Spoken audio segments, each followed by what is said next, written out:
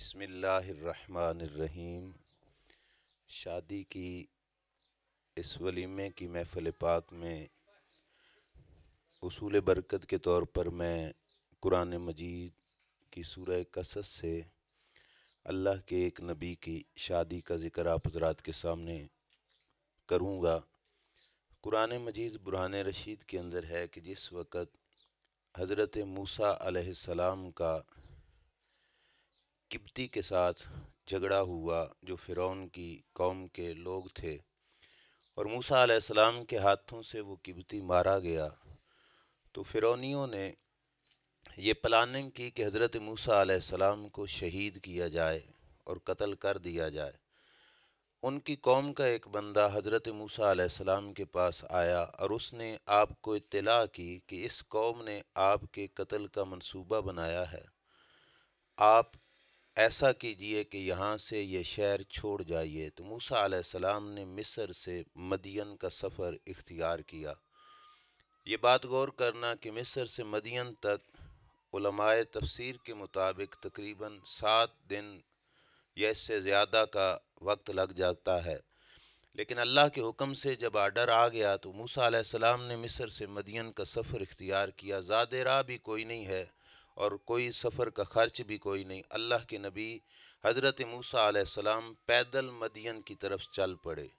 جس وقت مدین کے شہر کے قریب پہنچے تو وہاں پہ کنواں ہے پانی کا، جس سے عورتیں پانی بھر رہی ہیں، لوگ پانی اپنے جانوروں کو پلا رہے ہیں۔ 2 عورتیں موسیٰ علیہ السلام نے دیکھیں کہ جو پانی سے ایک سائیڈ پر کھڑی اپنے جانوروں کو لے کر روک کر کھڑی ہوئی تھیں۔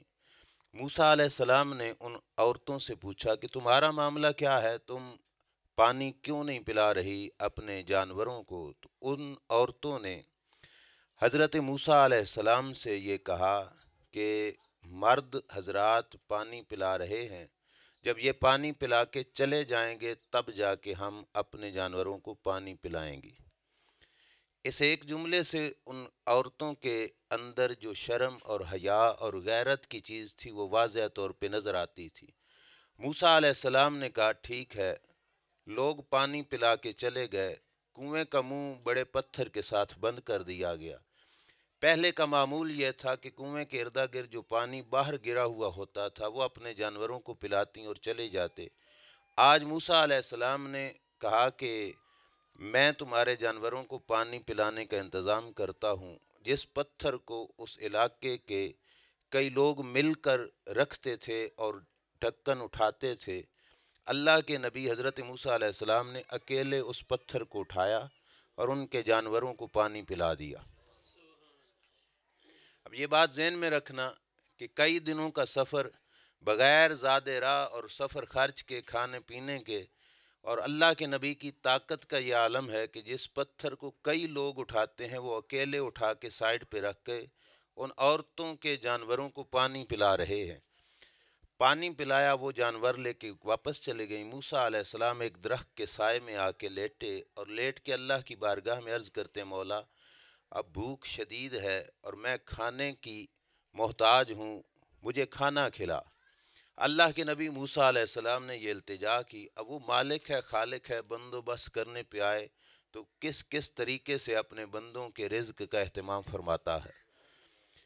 ابھی لیٹے ہی تھے کہ جن بچیوں کو، جانوروں کو پانی پلایا تو ان میں سے ایک خاتون موسیٰ علیہ السلام کے پاس آئی۔ قرآن میں یوں بیان ہے فجاءت احداہما تمشی علی استحیاء، کہ ایک عورت حیا اور پردے کے ساتھ چل کر موسیٰ علیہ السلام کے پاس آئی اور اس نے آ کے کہا کہ اے جوان، تجھے میرا باپ بلاتا ہے اور مقصد یہ ہے کہ تو نے ہمارے ساتھ بھلا کیا اور میرا باپ چاہتا ہے کہ اس بھلائی کا بدلہ تمہیں دے، جو نیکی تم نے ہمارے ساتھ کی اس نیکی کا بدلہ ہمارا باپ تمہیں دینا چاہتا ہے۔ موسیٰ علیہ السلام اٹھ کے چل پڑے، لیکن کہا یہ کہ آگے جا کے جو جواب کہا وہ بعد میں آپ سے پوچھوں گا، یہ بات ذہن میں رکھنا کہ بچی نے پہلے بتا دیا تھا کہ جو نیکی کی ہے اس کے بدلے میں ہمارا باپ تمہیں اجر دینا چاہتا ہے، جزا دینا چاہتا ہے، اس لیے ہمارے ساتھ آئی۔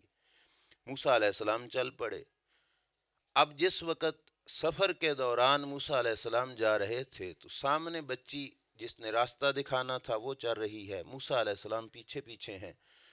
ہوا چلی تو بچی کی پنڈلی سے کپڑا ہٹ گیا، تو موسیٰ علیہ السلام نے اس بچی کو بلا کے کہا کہ ایسا کرو، تم سامنے نہ چلو، تم میرے پیچھے چلو، اور جہاں سے راستہ بدلنا ہو، مڑنا ہو، موڑ کاٹنا ہو، تم کنکری پھینک دینا، منہ سے بھی نہ بولنا، اور کنکری پھینک کے اشارہ دے دینا کہ اس طرف مڑ جانا ہے۔ وہ بچی پیچھے چل پڑی۔ موسیٰ علیہ السلام چلتے چلتے اس بچی کے گھر پہنچے۔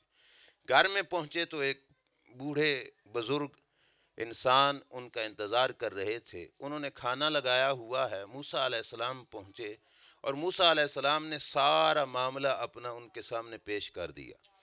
اب پچھلا معاملہ کیا ہے، اس شادی کے موقع پر جو بات میں عرض کرنا چاہتا ہوں وہ یہ ہے کہ ایک قتل کا کیس ہے موسیٰ علیہ السلام کے سر پر، اور لوگ ان کے خون کے پیاسے ہیں، جس کی وجہ سے ان کو اپنا دیس چھوڑنا پڑا ہے۔ یہاں پہ ان کے پاس اپنا گھر بار ہی کوئی نہیں، اور لوگ خون کے پیاسے ہیں پیچھے اپنے وطن میں۔ یہ ساری بات موسیٰ علیہ السلام نے اس بزرگ ہستی سے بیان کی، اور انہوں نے کہا کہ اے موسیٰ، اب تجھے ڈرنے کی کوئی ضرورت نہیں، تم امن والے علاقے میں آ گئے ہو۔ انہوں نے کھانا پیش کیا کہ اب کھانا کھاؤ، تم نے ہمارے بچوں کے ساتھ، اولاد کے ساتھ نیکی کی ہے۔ تو موسیٰ علیہ السلام کہنے لگے کہ ہم وہ لوگ نہیں جو نیکی کر کے اس کا بدلہ دنیا میں ہی لیں، ہم نے بدلہ لینا ہے تو اللہ کی ذات سے لینا ہے۔ اب جو بات میں نے پہلے روک کر آپ کو توجہ دلائی تھی، اب موسیٰ علیہ السلام کہہ رہے ہیں کہ میں نے اپنی نیکی کا بدلہ لینا نہیں، اور جس وقت بچی نے آ کے بلایا تھا اس وقت بھی اس نے بتا دیا تھا کہ نیکی کا بدلہ دینا ہے، آپ ہمارے ساتھ چل کے آئیے۔ تو اس وقت چل پڑے اور ادھر پہنچ کے فرما رہے ہیں کہ میں نیکی کا بدلہ نہیں لوں گا۔ تو اگر نہیں لینا تھا تو چل کے آئے کیوں موسیٰ علیہ السلام؟ سوال پیدا ہوتا ہے کہ اس وقت بتا دیا گیا ہے، پھر موسیٰ علیہ السلام چل کے کیوں آئے؟ تفسیر جلالین والوں نے کہا وجہ یہ تھی کہ اس بچی نے پہلے بتایا تھا کہ ہم جانوروں کو پانی پلانے اس واسطے آتے ہیں کہ ابونا شیخ کبیر، ہمارا باپ بزرگ ہے، بوڑھے انسان ہیں، بزرگ ہیں، اس واسطے یہ پانی پلانے والی ڈیوٹی ہماری ہے۔ مفسرین کہتے ہیں کہ بدلے کا پہلے بھی بتا دیا گیا، لینا نہیں تھا تو چل کے کیوں گئے؟ تو کہتے ہیں بدلہ لینے کے لیے نہیں چل کے گئے تھے، موسیٰ علیہ السلام بزرگ کی زیارت کی نیت سے چل کے گئے تھے کہ میں اس بزرگ کی زیارت کر کے آؤں گا، اس نیت سے چل کے گئے تھے۔ لیکن بزرگوں نے کہا کہ نہیں، ہمارا بھی حق بنتا ہے کہ جو ہمارے ساتھ نیکی کرے ہم نیکی کا بدلہ اسے اچھے طریقے سے دیں۔ کھانا تو آپ کو کھانا ہوگا، کھانا کھلایا۔ جس وقت کھانا کھا رہے تھے تو ان بچیوں میں سے ایک بچی نے اپنے والد سے کہا کہ ابا جان، ہمیں اپنے جانوروں کی دیکھ بھال کے لیے، کام کاج کے لیے کسی آدمی کی ضرورت ہے، اور گھر میں کام کاج کے لیے بہتر انسان وہی ہوتا ہے جو طاقتور بھی ہو، امانت دار بھی ہو۔ دو چیزیں اس محفل میں لے کے جانی ہیں۔ بہتر انسان کون ہوتا ہے؟ جو طاقتور بھی ہو اور امانت دار بھی ہو۔ طاقتور اس اعتبار سے کہ کام صحیح طریقے سے کرے گا، اور امانت دار اس اعتبار سے کہ کوئی خیانت نہیں کرے گا۔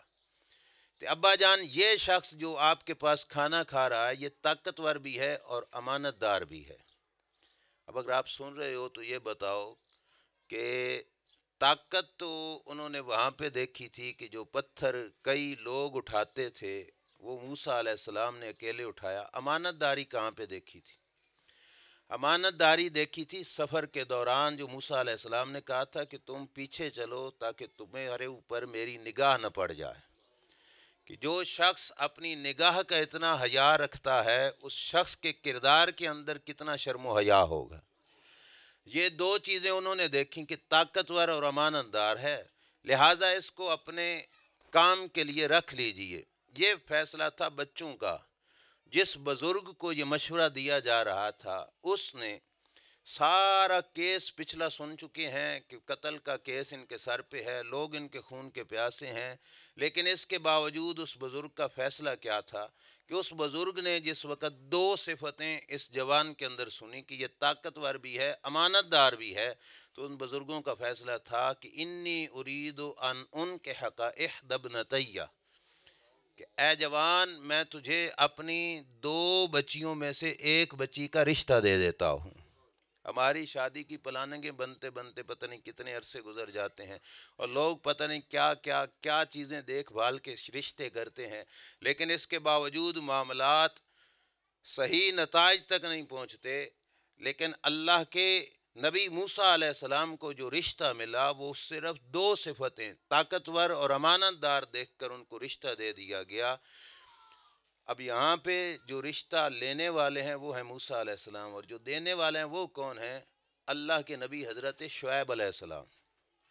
اب شعیب علیہ السلام کی جو پرکھ ہے، جانچ پڑتال ہے، وہ صرف 2 چیزیں طاقتور اور امانت دار ہونا دیکھ کر انہوں نے اپنی بچی کا رشتہ حضرت موسیٰ علیہ السلام سے کر دیا۔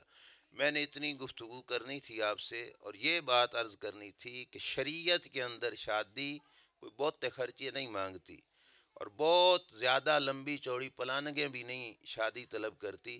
اللہ کے نبی موسیٰ علیہ السلام گھر سے باہر نکلے اور دوران سفر ہی رشتہ بھی طے ہو گیا اور شادی بھی ہو گئی، اور پھر حضرت موسیٰ علیہ السلام وہاں پہ اقمار میں ان کی بکریاں چراتے رہے، اور جس وقت واپس پلٹے مصر کی جانب تو راستے میں وہ ان کی زوجہ محترمہ حملہ تھیں، اور دور سے شعلہ نظر آیا، یہ سوچ کر کہ آگ ہے، موسیٰ علیہ السلام اس کی جانب پلٹے، اور وہاں پہ جا کے دیکھا تو آواز آئی انا ربک، میں تیرا رب ہوں، اور وہاں سے موسیٰ علیہ السلام شرف کلام سے مشرف ہوئے اور کلیم اللہ بنے۔ علامہ اقبال نے کہا تھا، شعیب اگر کوئی آئے میسر تو شبانی سے کلیمی بس 2 قدم ہے، کہ شعیب علیہ السلام جیسا کوئی مرد حق بندے کو مل جائے تو بکریاں چرانے سے رب سے باتیں کرنا 2 قدم کا فاصلہ رہ جاتا ہے۔ مدین سے مصر کے سفر کے درمیان میں رب سے ہم کلام بھی ہو گئے۔ تو یہ ہے شادی اللہ کے نبی حضرت موسیٰ علیہ السلام کی۔ تو گزارش کرنے کا مقصد یہی تھا کہ زیادہ رسومات کے اندر اپنے آپ کو لگا کر، قرض کے نیچے دب کر شادیاں ایسی کرنی کہ جس کے قرضے پیچھے بیٹے نہیں پوتے تک بھی اتارتے رہیں، اس کی بجائے بہتر یہی ہوتا ہے کہ جیسے اللہ کے پیارے بندوں کی شادیاں ہوئیں اس انداز میں کی جائیں، تاکہ کل وہ آنے والی نسل کے لیے بھی باعث برکت ہو۔ اللہ عمل کی توفیق عطا فرمائے۔ وآخر دعوانا الحمدللہ۔